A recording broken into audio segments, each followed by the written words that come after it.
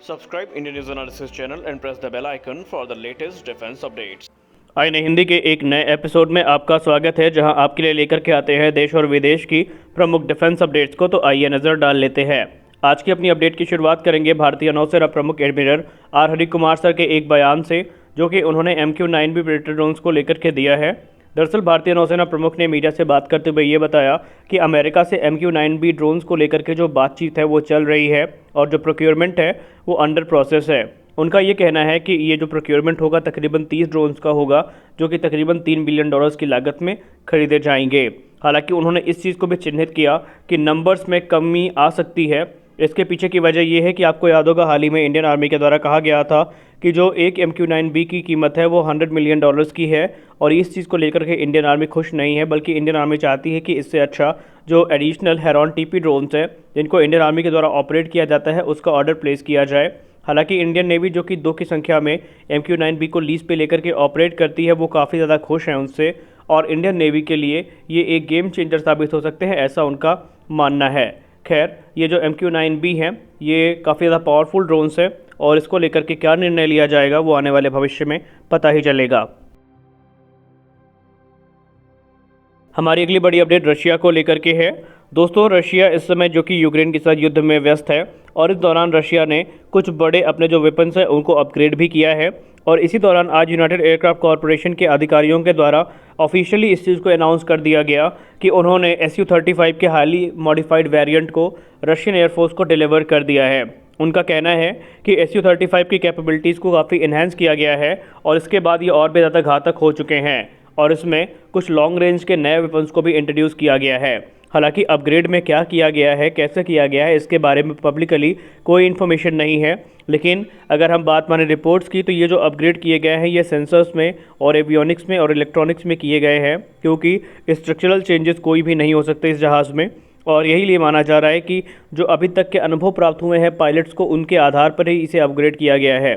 आपको याद होगा, हाल ही में अपग्रेडेड Su-57 फैलन्स को भी रशियन एयरफोर्स की सर्विस में शामिल किया गया है, और इसको लेकर के रशियन एयरफोर्स ने खुद एक्सेप्ट किया है कि 4 की संख्या में जो Su-57 फैलन्स हैं वो ऑलरेडी ऑपरेशनल रहे हैं यूक्रेन में, और suppression of enemy air defence में इनका एक अहम योगदान भी रहा है, और सीड मिशन में जो Su-35 से इनका भी काफ़ी बड़ा योगदान अभी तक रहा है।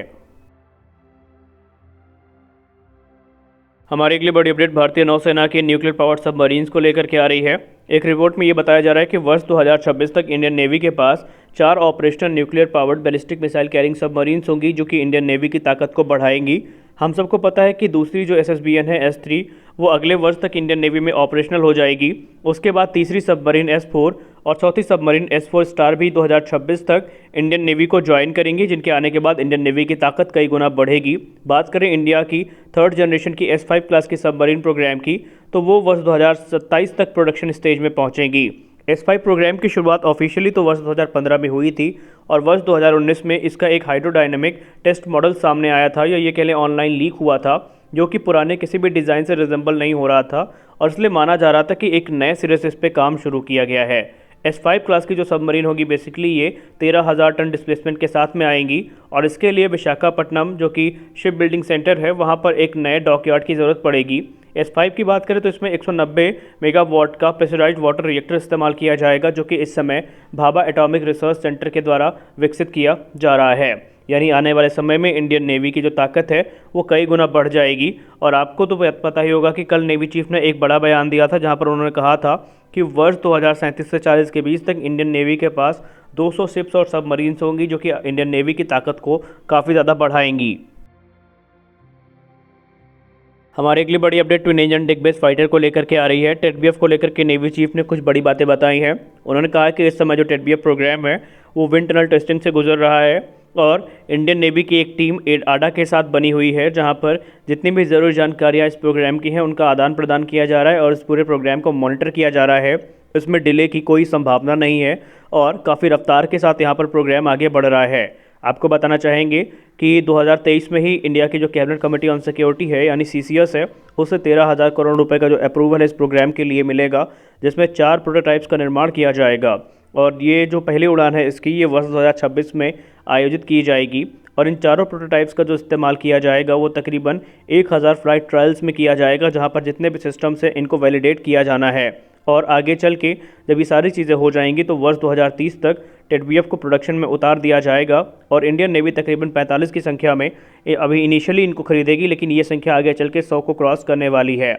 और आपको बताना चाहेंगे कि लास्ट के जो 2 प्रोटोटाइप होंगे वो तकरीबन 80 से 120 जो फ्लाइट सॉर्टीज़ हैं या फ्लाइट ट्रायल्स आप कह सकते हैं, वो एयरक्राफ्ट कैरियर में भरेंगे, ताकि जितने भी टेक्नोलॉजीज़ हैं उनको वैलिडेट किया जा सके और जो भी ज़रूरी यहाँ पर जानकारी है वो प्राप्त कर ली जाए।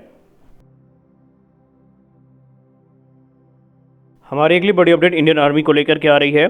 दोस्तों, पाकिस्तान की तरफ से जो ड्रोन एक्टिविटीज़ हो रही हैं उसको लेकर के इंडियन आर्मी काफ़ी ज़्यादा यहाँ पर चिंतित दिखाई पड़ रही है।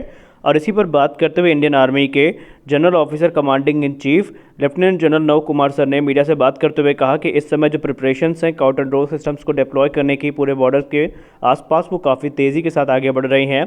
लेकिन बॉर्डर काफ़ी बड़ा है और हर जगह पे ड्रोन सिस्टम्स को डिप्लॉय नहीं किया जा सकता। और इसी चीज़ का फ़ायदा उठाते हुए ये जो ड्रोन्स हैं ये भारतीय सीमा में एंटर होते हैं, लेकिन हम अपने लेवल पर पूरी कोशिश कर रहे हैं। और हाल ही में बीएसएफ के द्वारा इस वर्ष तकरीबन 16 ड्रोन्स को मार गिराया गया है, जो कि काफ़ी बड़ी संख्या है।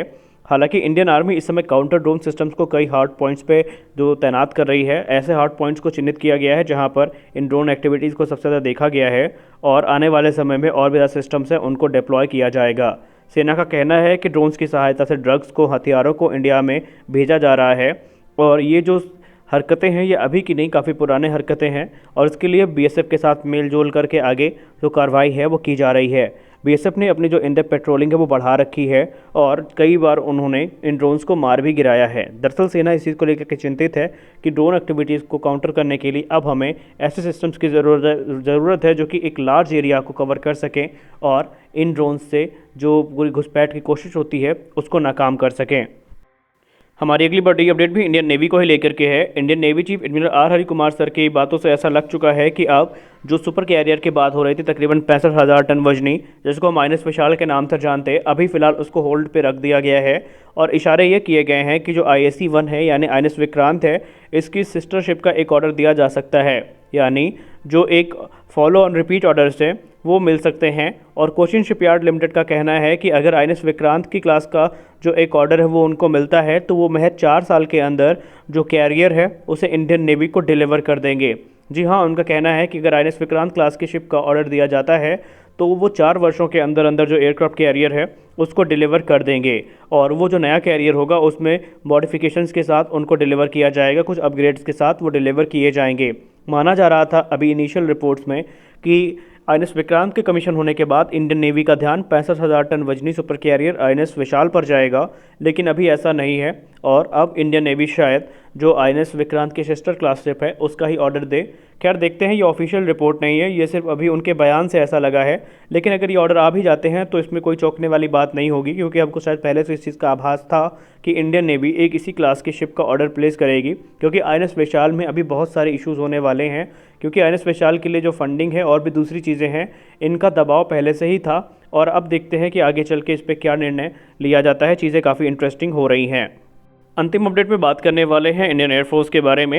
इंडियन एयरफोर्स जो कि 90 की संख्या में AN-32 एयरक्राफ्ट को ऑपरेट करती है और इनकी मेंटेनेंस से लेकर के अब इनकी सर्विस लाइफ के इश्यूज़ को भी फेस कर रही है, तो इंडियन एयरफोर्स ने एक बड़ा फैसला किया है। इंडियन एयरफोर्स इस समय C-295 एयरक्राफ्ट के और भी ऑर्डर को प्लेस करने वाली है।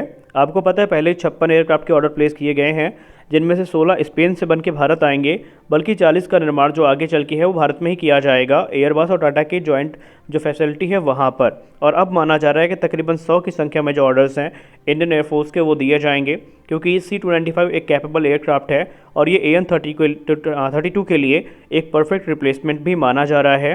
और C-295 को लेकर के इंडियन कोस्ट गार्ड भी काफ़ी इंटरेस्टेड है और 6 की संख्या में एयरक्राफ्ट के ऑर्डर प्लेस करने के बारे में विचार भी उनके द्वारा किया जा रहा है। इसके अलावा टाटा और एयरबस मिल करके एक 40 से 45 सीटर कमर्शियल एयरक्राफ्ट भी भारत में बनाएंगे, जो कि कस्टमर्स के लिए होगा और एक्सपोर्ट्स के लिए भी वो अवेलेबल होने वाला है।